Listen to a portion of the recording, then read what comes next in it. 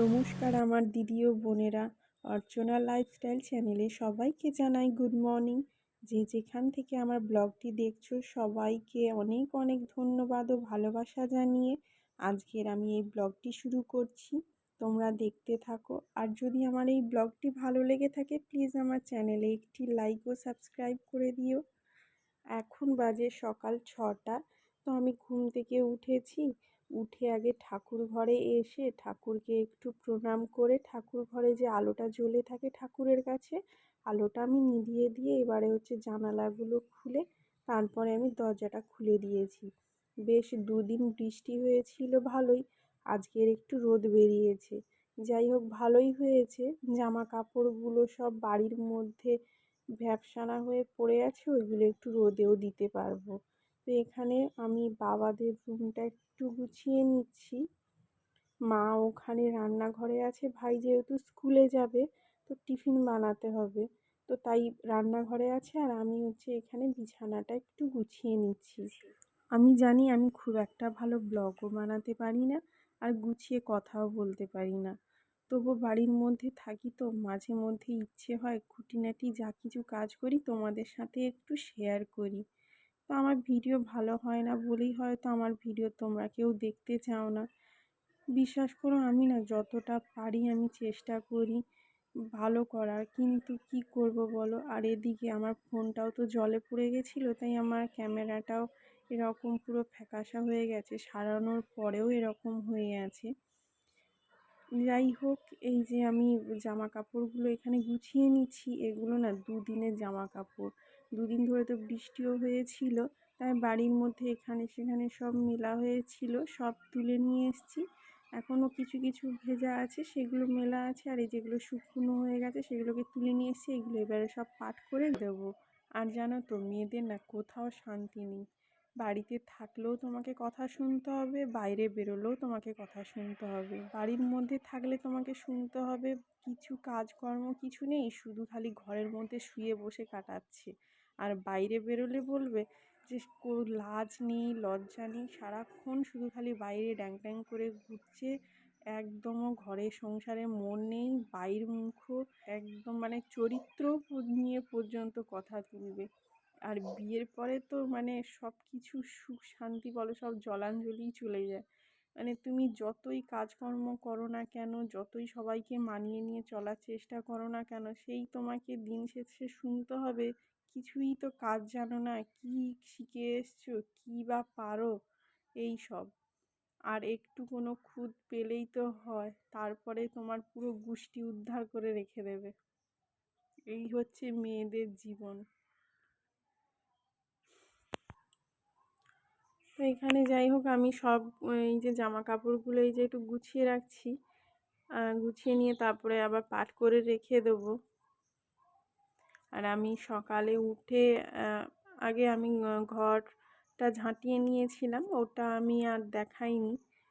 তো ঘর ঝাঁটানো ঘর মোছা এইগুলো তো নিত্যদিনের কাজ, তাই প্রত্যেক দিন দেখালে তোমাদেরও একটা একঘেয়েমি লাগবে, তাই আমি আর দেখালাম না। তো আমি ঘরটা ঝাঁটিয়ে নিয়েছিলাম আর মা ঘরটা মুছে নিয়েছিল। আর এই যে এখানে আমার সব জামা কাপড়গুলো মোটামুটি সব গোছানো হয়ে গেছে, আরও অনেক আছে, সেগুলো আবার পরে গুছিয়ে নেব। দেখো এই যে এইগুলো সব এই যে বাড়ির মধ্যে যে দড়ি টাঙিয়ে পর্যন্ত মিলতে হয়েছে, এত ভেজা জিনিস ছিল। আর এই যে দেখো বাইরে একটু দেখি না চেঁচামেচি হচ্ছে, তারপরে জানলা দিয়ে তাকিয়ে দেখি না এই যে এখানে সব মাছ ধরবে বলে এই যে জাল ঠিক করছে। পাশে একটা পচা পুকুর আছে, ওখানে পাঙাশ মাছ কি তোমরা চেনো? কে কে খেতে পছন্দ করো? আমার তো পছন্দই নয়, আর আমি খাইও না। ওই পাঙাশ মাছ ধরবে বলে ওখানে ওরা গেছে। তো মাছ নাকি পুকুরে মারা গেছিলো শুনলাম, তো ওই জন্য ওরা ওখানে ধরতে গেছে। আর এখানে এই যে আমি জামা কাপড়গুলো যেগুলো রেগুলার পরা হয় সেগুলো আমি বাইরে রেখে দেবো, আর এই যে এইগুলো যেগুলো কোথাও গেলে পরা হয় সেগুলো এই যে আমি আলমারির মধ্যে ভরে দিলাম। আর এই যে দেখো এই পেন্টিংটা না আমি করেছি, আমি একটা টেবিল ক্লথ বানাবো বলে এই যে আমি একটা ডিজাইন করেছি, এটা কিন্তু আমি ওই ইউটিউব দেখেই আমি করেছিলাম। তো কেমন হয়েছে বন্ধুরা, আমি তো খুব একটা ভালো করতে পারি না, তো ওই দেখে দেখে আমি একটু জাস্ট চেষ্টা করেছি। আর এদিকে এই যে দেখো এই যে টেবিল ক্লথের চারপাশটা আমার হয়ে গেছে, মাঝখানেও আমি একটা ডিজাইন করে নিয়েছি পরে। আর এই যে এখানে মা হচ্ছে চা বসিয়েছে, আমি চা খাই না, বাবা আর মা দুজনেই চা খাবে, তো চা খায়। বাবা হচ্ছে এখানে এই যে টিভি দেখছে আর চা খাচ্ছে, আর মা এখানে ঘুগনি করে নেবে। ভাই যেহেতু স্কুলে যাবে তাই সকালবেলা টিফিনে কি করবে, তাই আগের দিন হচ্ছে মটর ছোলা সেদ্ধ করে রেখে দিয়েছিল, এই যে আজকের এই যে সেটা দিয়ে ঘুগনি করে নিচ্ছে।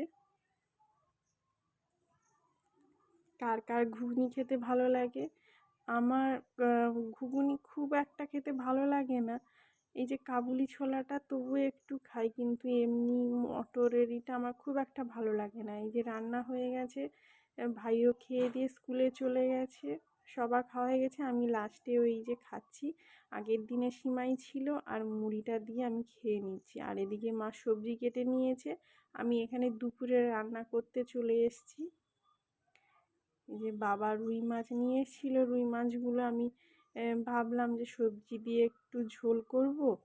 আর হচ্ছে ডুমুর ডুমুর নিয়ে এসেছিলো, এই যে ডুমুর খেতে ভালো লাগে না, কিন্তু মাঝে মধ্যে নিয়ে আসে, যেহেতু ডুমুর খেলে একটু রক্ত বাড়ে, আর আমার বাবার একটু হিমোগ্লোবিন কম আছে, তাই ডুমুরের তরকারি করে নেবো। আর এদিকে এই যে দেখো পটল আলু আর হচ্ছে কুঁদলি দিয়ে একটা ঝোল করবো এই যে মাছ দিয়ে, আর শাক ভাজা।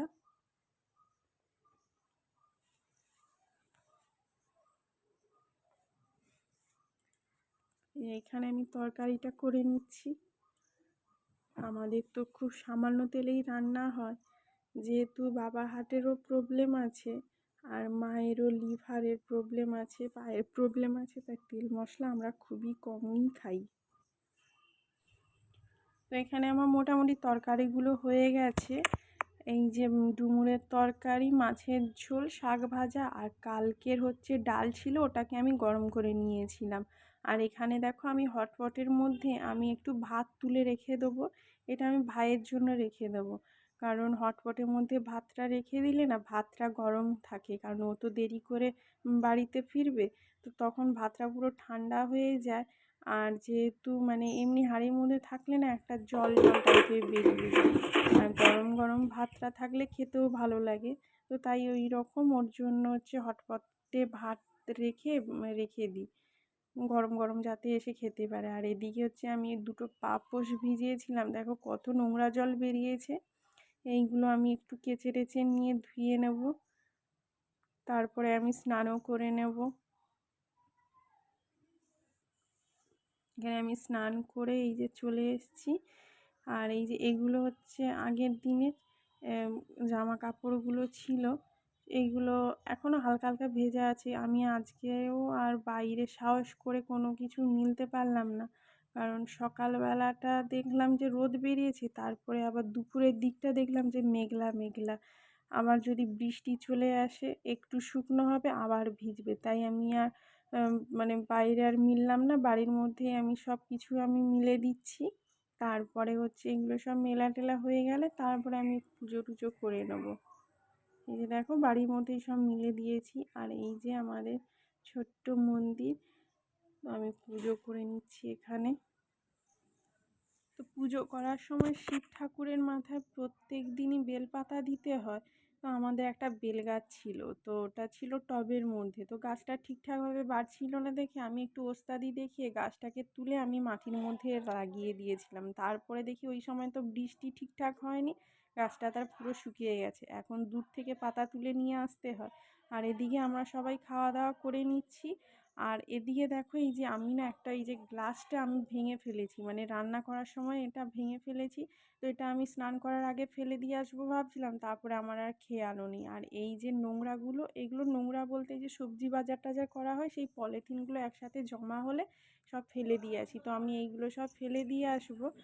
আর এই যে দেখো এই যে আমার বাড়ির সামনে যে একটা বাগান করেছিলাম, আমাদের এখানে তো বাগান টাগান করার জন্য তো লোকই পাওয়া যায় না, তো নিজে যতটা পেরেছি করেছি।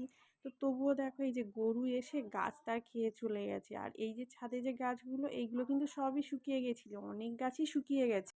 তো যেইগুলো বেঁচে ছিল এই যে বৃষ্টির জল পেয়ে কত সুন্দর পাতা গজিয়েছে, দেখতেও কত ভালো লাগে বলো।